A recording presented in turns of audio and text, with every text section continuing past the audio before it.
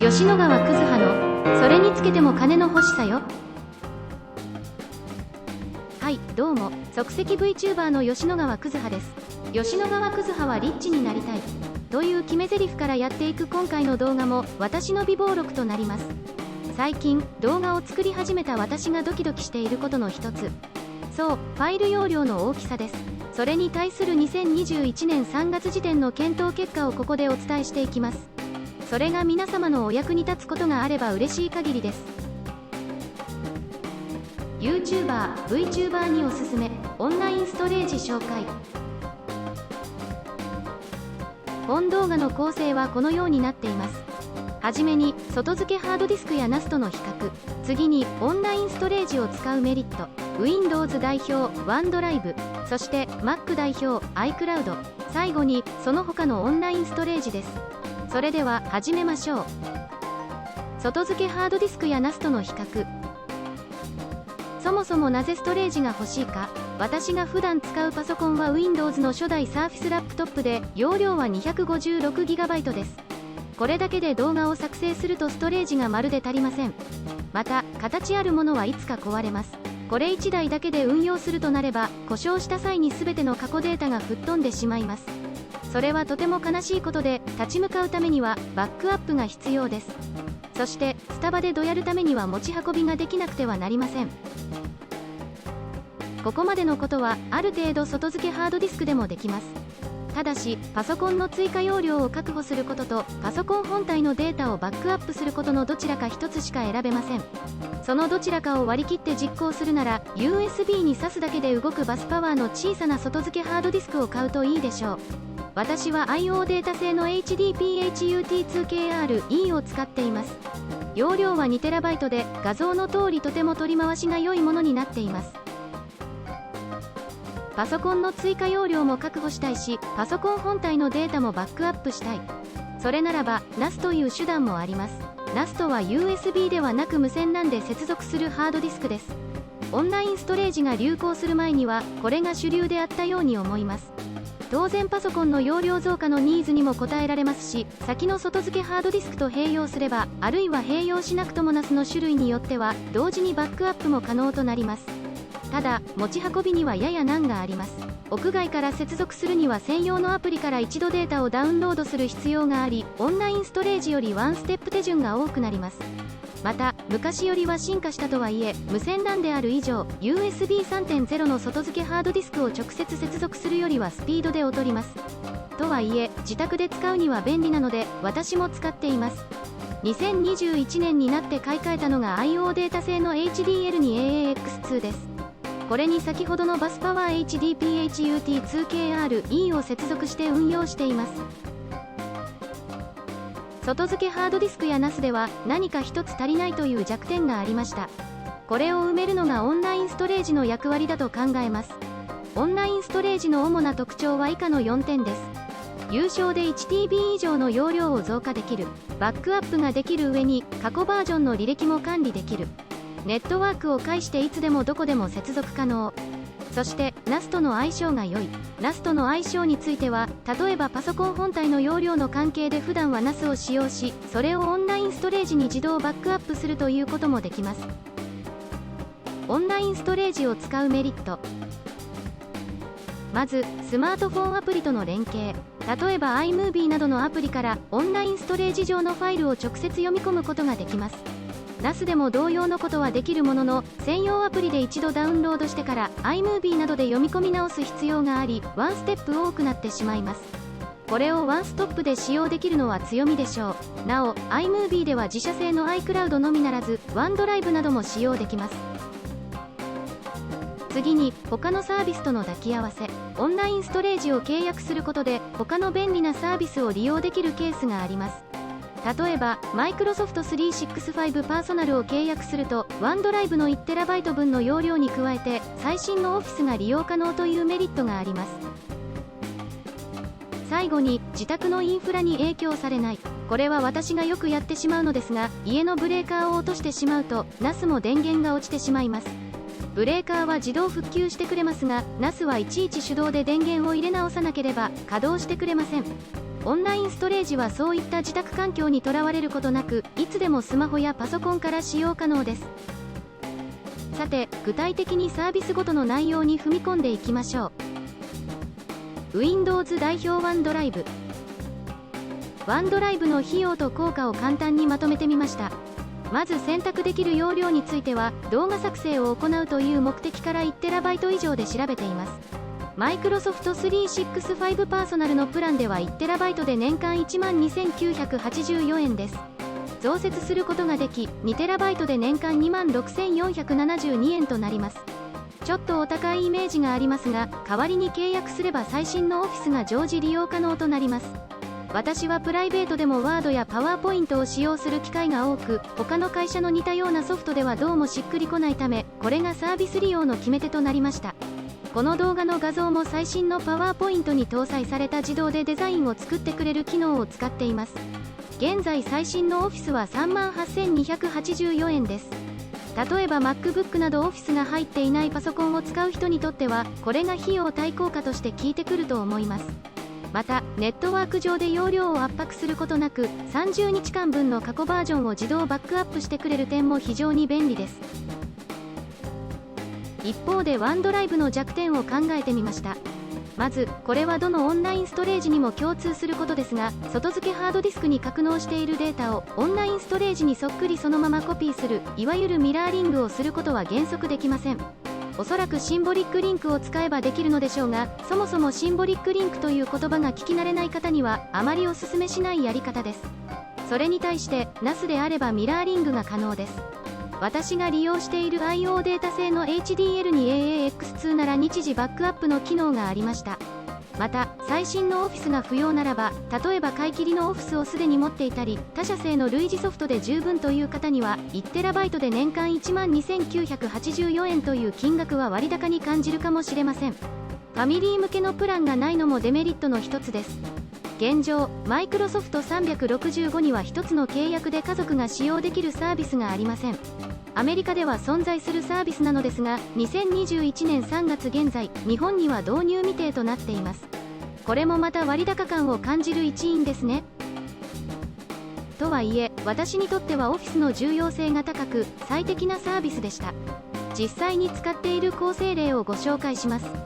まず、NAS である IO データ製の HDL に AAX2 を OneDrive に連携させ、日時で双方向の同期をしています。その上で、複数のパソコンから HDL に AAX2 に接続して、動画作成のためのデータを管理しています。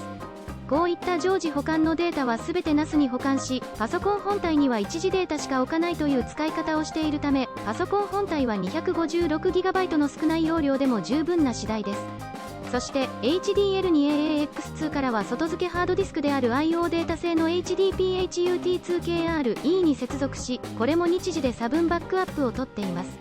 この外付けハードディスクは正直やりすぎだと考えていまして、そのうち取り外して別用途に使うかもしれません。また、そもそもパソコンの容量が十分にある方にとっては NAS は使わず OneDrive だけでも良いかもと思います。 Mac 代表 iCloud。スマホが iPhone の方なら誰でも使っているはず、Apple の iCloud。結論から先に言うと、私は現在では有料契約はやめ、無料分の 5GB 分しか使っていません。理由の一つが 1TB の契約が存在しないことにあります。テラバイト単位の契約は 2TB のみで年間15,600円です。この一つ下の容量が 200GB なので、その中間くらいの容量が望ましい私にとっては目的には合わなかった次第です。とはいえ、iPhone のデータ格納先としては最もスムーズに使えるため、携帯は iPhone、パソコンは Mac のみという方ならファーストチョイスになるでしょう。マイクロソフト365と異なり、家族間で容量が共有できることが強みとしてあります。また、マイクロソフトオフィスは当然ついてきませんが、Mac 利用者ならば無償で Apple 製の代替アプリを使うことができます。こういった利点もあり、もし他のサービスと抱き合わせのプランがあれば、今後契約する可能性もあると考えています。一方で iCloud にも弱点があります。まず、外付けハードディスクのみならず、NAS からもミラーリングができないようです。そもそも Mac にはタイムマシンという機能があり、パソコン本体のデータバックアップは外付けハードディスクに取るようになっています。なので、おそらく設計思想から iCloud はバックアップ用ではなく、データの共有用として作られているのでしょう。また、先ほどの通り 1TB 契約が存在しないため、1TB の契約で十分という方にとっては、結果的にワンドライブより割高になってしまいます。また、2021年3月時点では過去バージョンの履歴管理機能が存在しないというのも、他社サービスに比べてのデメリットのように感じます。iCloud の構成例をご紹介します。私は NAS ユーザーですが、動画作成時には iCloud も iPhone や iPad とパソコンとの間で写真・動画素材をやり取りのために使ってみました。その際には iCloud は一時的な利用にとどめ、動画が完成したら素材とともに NAS に保管するというやり方をしました。こういうやり方をすると iPhone や iPad での動画作成の過程は消えてしまうのですが、そもそも iPhone や iPad で動画を作るのが大変だったので、もういいのです。まあ、本格的に iCloud を使用するなら、パソコンは Mac にして、素材は本体に保管の上、外付けハードディスクにタイムマシンでバックアップを取り、完成品や作業データは iCloud 上に残す形になるのでしょう。外付けハードディスクに接続する時点でノートパソコンの利点が失われているように感じるのですが、最近 Mac を触り始めたところ、どうにも NAS には向いていないように感じるので、とても悩ましいです。その他のオンラインストレージ。有名どころではまず Google ドライブを紹介しましょう。2TB のみで年間13,000円と Apple の iCloud よりも安い価格設定になっています。しかし、やはり 1TB の契約がなく、こちらも一つ下の容量は 200GB です。かなり iCloud を意識した設定ですね。iCloud より優位性があるのはそれだけでなく、OneDrive と同様に30日間分の過去バージョンを自動バックアップしてくれます。また、OneDrive より優位性があるのは家族間での容量共有ができることにあります。一方で Google ドライブにも弱点があります。外付けハードディスクに格納しているデータをミラーリングできないのは OneDrive と同じですが、NAS からもミラーリングすることができませんでした。少なくとも私が所持する IO データ製の HDL に AAX2 は当初は Google ドライブとのミラーリングに対応していたにもかかわらず Google 側のセキュリティ強化により対応できなくなったようです。それを目当てで HDL に AAX2 を買った面もあったので非常にしょんぼりしました。他の NAS での対応状況は不明ではありますが、このように Google のさじ加減であるとき対応できなくなってしまうというリスクがあるということで、私としては考慮の対象外となりました。1TB 契約がないため割高に感じられる面もあります。また、Google にも Microsoft Office の代替アプリが存在するのですが、Apple とは異なりオンライン上でしか使用することができないという特殊な仕様も足を引っ張っているように感じられます。GAFA というくらいですので Amazon ドライブにも触れておきましょう。 Amazon ドライブは動画作成には向いていません。以上と言い切ってしまいたいところですが、一応触れておきます。1TB 契約があり、年間で15,600円になります。2TB では単純にその倍の金額です。特筆すべきサービスは Amazon プライム会員は写真限定で容量無制限になることです。ただ、この Amazon プライムは年間4,900円かかる別のサービスです。まあ、本来ここに比較で書くべき内容ではないかもしれません。一方で弱点としては、ミラーリングが写真・動画に限定される点にあります。OneDrive や Google ドライブでは、すべてのファイルがミラーリングできますので、大きな違いと言えます。また、金額だけ見ても、Office もつかずに OneDrive より高く、iCloud と同じ価格で容量に2倍の差があります。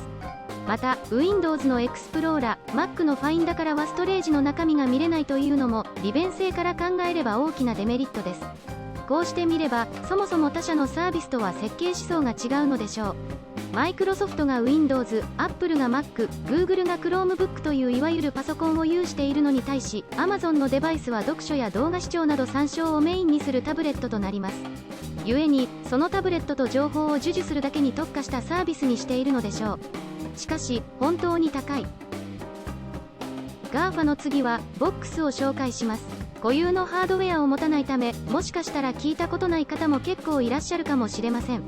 Box の特筆すべきサービスは、最低の有償契約が 100GB で、その一つの上のサービスから容量が無制限となることです。容量無制限のプランは3つありますが、一番安い価格で年間20,520円。OneDrive で 2TB を借りるより安い。この価格のサービスでは、無期限の50バージョンの過去ファイルを履歴管理してくれます。また iCloud とは使い方が少し違いますが、家族間で共同利用することも可能です。なおかつ他社と比べてなら弱点という弱点がありません。外付けハードディスクへのミラーリングには向きませんが、少なくとも私が持っている NAS の IO データ製 HDL2AAX2 ではミラーリングが可能です。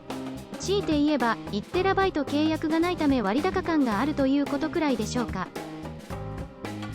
さあ最後の紹介です。オンラインストレージでは老舗でして、私も最初に使ったのがこのドロップボックスでした。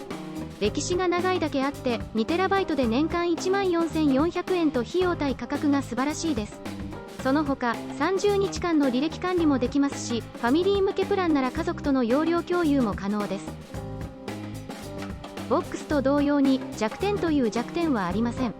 NAS ならミラーリングもできます。強いて言うならファミリー向けのプランは年間24,000円と優位性が薄れることくらいでしょうか。まとめ。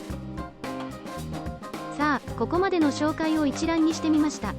ワンドライブ、iCloud、Google ドライブ、Amazon ドライブ、ボックス、ドロップボックスの6サービスについて、容量ごとの金額、ミラーリング、オフィス、履歴管理、家族共有、エクスプローラまたはファインダ表示について情報をまとめています。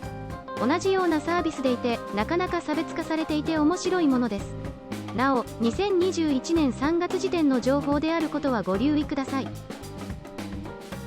私の独断と偏見に若干の客観性を添えておすすめを書いてみました。まず 1TB で十分ならワンドライブ一択のように思います。これは比較対象が Amazon ドライブしかなく、かつマイクロソフト365パーソナルのプランなら最新のオフィスもついてくるのが大きいです。次に 2TB 契約ならば NAS とのミラーリングで分かれます。NAS とのミラーリングが不要なら Google ドライブの方が若干安く、必要ならドロップボックスが最適でしょう。2TB でも容量が不安だというならボックスがおすすめです。ただオンラインストレージの容量が無制限でも現実のパソコンには制限があります。ボックスを使う場合にはミラーリングは考えず、必要なファイルのみダウンロードして使う形になっていくのでしょう。これからも進化していく回線速度を踏まえれば、それはオンラインストレージが示す一つのありようなのかもしれません。ちょっとだけ雑談させてください。今回の字幕作成には Blue というアプリを使用しました。動画の音声を自動的に文字起こししてくれるサービスで、少なくとも2021年3月時点では無料となっています。語字が多いので修正にある程度手間がかかるのですが、話し出すタイミングを拾ってくれるので随分と時間削減に貢献してくれました。そもそも私の動画は音読さんというサービスで音声を作ってもらっているので 100% 原稿があります。基本的にそれをコピペしていくだけなので、話し出すタイミングだけでも自動で抑えてくれるのは随分と重宝しました。これ以上手間を省くとなると、字幕と音声、あとアバターを同時に作成することができるレコッテストゥディオが候補として上がるのですが、必要スペックが高すぎるんですよね。しかも Windows 専用、どうしたものかと悩ましく感じている今日この頃です。ということで雑談は終わりです。さてエンディングです。ここまでの解説は吉野川葛葉が務めさせていただきました。いかがでしたか？もしお役に立てたなら高評価とチャンネル登録をよろしくお願いいたします。もう一度言ってみましょう。高評価とチャンネル登録をよろしくね。ああ、それにつけても金の欲しさよ。ということでまたお会いしましょう。それでは皆様ごきげんよう。